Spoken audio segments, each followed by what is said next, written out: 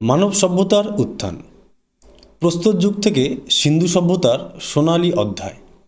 আজ এই ভিডিওর মাধ্যমে আমরা ইতিহাস একদম প্রথম থেকে শুরু করব এবং প্রত্যেকটা স্লাইডে রঙিন কিছু ছবি দিয়ে তোমাদের বুঝিয়ে দেওয়া হবে, যাতে তোমাদের পরীক্ষায় খুব হেল্পফুল হয় এবং তোমাদের সহজেই সব কিছু মনে থাকে। তো চলো শুরু করা যাক। ইতিহাস অতীত যা বর্তমানকে রূপ দেয়। ইতিহাস কেবল গতকালের ঘটনা নয়, এটি সেই সব যুগান্তকারী ঘটনার সংকলন যা আমাদের আজকের জীবনকে প্রভাবিত করে। ইতিহাসের জনক বলা হয় হেরোডোটাসকে। ঠিক আছে, এখান থেকে এই পয়েন্টগুলো তোমাদের একটু মনে রাখতে হবে। ঠিক আছে, যেগুলো পরীক্ষাতে সরাসরি তোমাদের প্রশ্ন আসতে পারে। অক্ষরের আলোয় ইতিহাসের বিভাজন। ইতিহাসকে তিনটি ভাগে ভাগ করা হয়। একটা প্রিহিস্টোরিক, প্রোটোহিস্টোরিক এবং হিস্টোরিক। প্রিহিস্টোরিক মানুষ এই সময় পড়তে বা লিখতে জানতো না। প্রোটোহিস্টোরিক এই সময় লিপি আবিষ্কৃত হয়েছিল, কিন্তু আজ পর্যন্ত তা পড়া সম্ভব হয়নি, যেমন সিন্ধু লিপি এটা।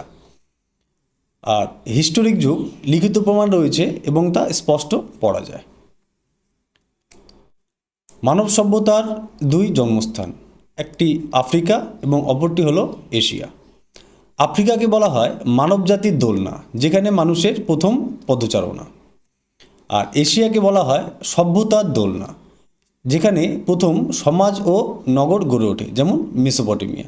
এখান থেকে তোমাদের দুটো জিনিস মনে রাখতে হবে, যে মানবজাতির দোলনা কাকে বলে, প্রশ্ন আসতে পারে তোমাদের, আর সভ্যতার দোলনা কাকে বলে। এই দুটো প্রশ্ন তোমাদের আসার সম্ভাবনা থাকবে।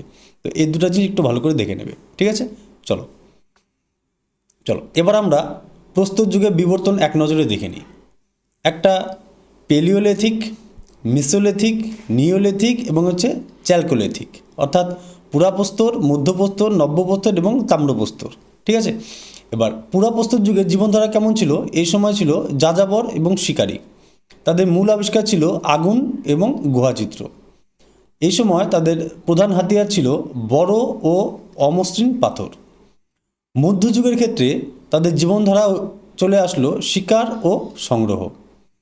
আর মূল আবিষ্কারে তাদের শেষকৃষ্ট বা অন্ত্যেষ্টিক্রিয়া যোগ হলো, এবং এই সময় তাদের প্রধান হাতিয়ার ছিল ক্ষুদ্রাস্ত্র বা মাইক্রোলিথ। নব্যপ্রস্তর যুগে স্থায়ী বসবাস শুরু করে। এই সময় তাদের মূল আবিষ্কার ছিল কৃষি, চাকা ও পশুপালন। আর নব্যপ্রস্তর যুগে প্রধান হাতিয়ার ছিল মসৃণ পাথর।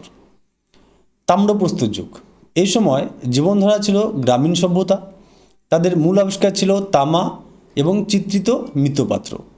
এই সময় তাদের প্রধান হাতিয়ার ছিল তামা ও পাথর। যাযাবর শিকারীর যুগ, পুরাপ্রস্তর। এই যুগে মানুষের একমাত্র লক্ষ্য ছিল খাদ্য সংগ্রহ। তারা ছিল সম্পূর্ণ যাযাবর বা খাদ্য সংগ্রাহক।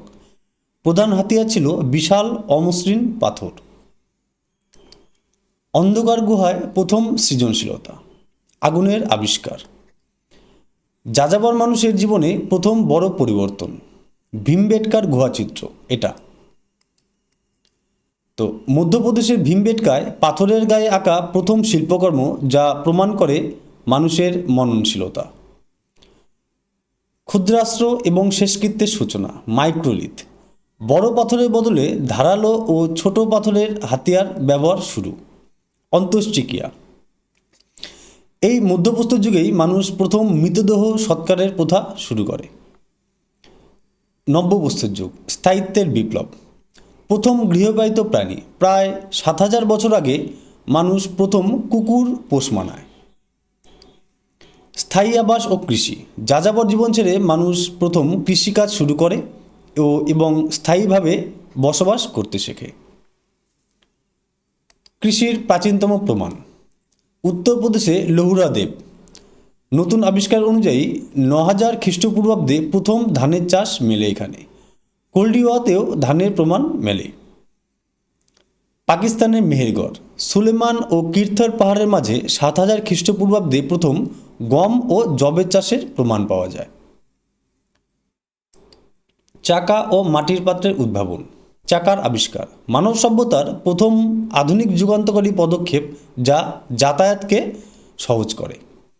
মনকা, উদ্বৃত্ত ফসল সংরক্ষণের প্রয়োজনে মাটির পাত্র বা ঘোড়া তৈরির সূচনা হয় এই সময়।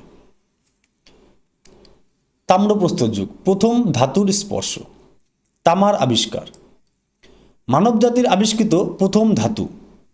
তো তোমাদের প্রথম পরীক্ষায় চলে আসতে পারে যে মানব জাতির আবিষ্কৃত প্রথম ধাতু কোনটি, ঠিক আছে? তো আমাদের এখানে উত্তর হয়ে যাবে তামা। পাথরের পাশাপাশি তামার হাতিয়ার ও বাসনের ব্যবহার শুরু হয় এই সময়। চিত্রিত মৃৎপাত্র, সাধারণত মনকা বা মাটির পাত্রের উপর প্রথম নকশা ও রঙের ব্যবহার শুরু হয়। তাম্রপ্রস্তর যুগের ভৌগোলিক পদচিহ্ন, বুর্জহুম, গর্ত আবাস এবং মানুষের সাথে কুকুরের কবরের প্রমাণ মেলে এখানে। গুফরাল, মৃৎপাত্রের প্রমাণ মেলে এই গুফরালে। দমদমা, এক কবরে 3টি মৃতদেহ এখানে পাওয়া গেছিল। এবং চিরাদ, হাড়ের তৈরি শক্তিশালী হাতিয়ারের প্রমাণ মেলে এই চিরাদে। অতীতের রূপকার, রবার্ট ব্রুসফুট, ভারতের প্রস্তর যুগের সভ্যতার প্রথম অনুসন্ধানকারী ছিলেন এই রবার্ট ব্রুসফুট। আলেকজান্ডার ক্যানিংহাম, ভারতীয় প্রত্নতত্ত্বের জনক বলা হয় ইনাকে, যিনি প্রথম প্রাচীন নগরীগুলি খননের উদ্যোগ নেন। ইতিহাসের সংরক্ষণ, ভারতের সমস্ত প্রাচীন নিদর্শন খনন ও সংরক্ষণের দায়িত্ব পালন করে আর্কিওলজিক্যাল সার্ভে অফ ইন্ডিয়া। প্রাপ্ত নিদর্শনসমূহ সযত্নে রক্ষিত আছে মধ্যপ্রদেশের ভোপালে অবস্থিত ইন্দিরা গান্ধী রাষ্ট্রীয় মানব সংগ্রহালয়ে। আদ্য ঐতিহাসিক যুগ, গ্রামীণ জীবন থেকে নগর সভ্যতার উত্তরণ। তামা থেকে মানুষ তৈরি করলো নতুন সংকর ধাতু ব্রোঞ্জ, আর এর মাধ্যমে শুরু হলো মানব ইতিহাসের এক নতুন অধ্যায়, যেখানে গ্রামগুলো পরিণত হলো সুপরিকল্পিত শহরে। সিন্ধু সভ্যতা, প্রথম আধুনিক নগরায়ণ হয় এখানে। ব্রোঞ্জ যুগের এই সভ্যতা গড়ে উঠেছিল সিন্ধু নদী ও তার উপনদীগুলিকে কেন্দ্র করে। আবিষ্কৃত 350টির বেশি শহরের মধ্যে প্রথম আবিষ্কৃত শহরটি হলো হরপ্পা, তাই একে হরপ্পা সভ্যতাও বলা হয়। নিখুঁত পরিকল্পনা, সমকোণে মিলিত রাস্তাগুলো পূর্ব পশ্চিম দিকে এমনভাবে তৈরি হচ্ছিল যেন বাতাস বইলে রাস্তা আপনা আপনি পরিষ্কার হয়ে যায়। প্রতিটি ড্রেন নিখুঁতভাবে ঢাকা ছিল, যা আজকের আধুনিক শহরের সমকক্ষ। একটি অপঠিত ইতিহাস, সিন্ধু সভ্যতার মানুষেরা লিখতে ও পড়তে জানত। তাদের লিপি ছিল ভাবমূলক ও চিত্রভিত্তিক, পিক্টোগ্রাফিক। কিন্তু দুর্ভাগ্যবশত এই আদ্য ঐতিহাসিক লিপি আজও আমরা পাঠ করতে পারিনি। প্রস্তর থেকে ইটের নগরী, মানব সভ্যতার অবিরাম যাত্রা। খাদ্য সংগ্রাহক এক যাযাবর প্রাণী থেকে নিখুঁত নগর পরিকল্পনাকারী হয়ে ওঠার এক অবিশ্বাস্য যাত্রাই হলো আমাদের প্রকৃত ইতিহাস।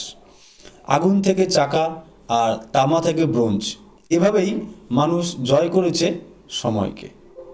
জয় হিন্দ।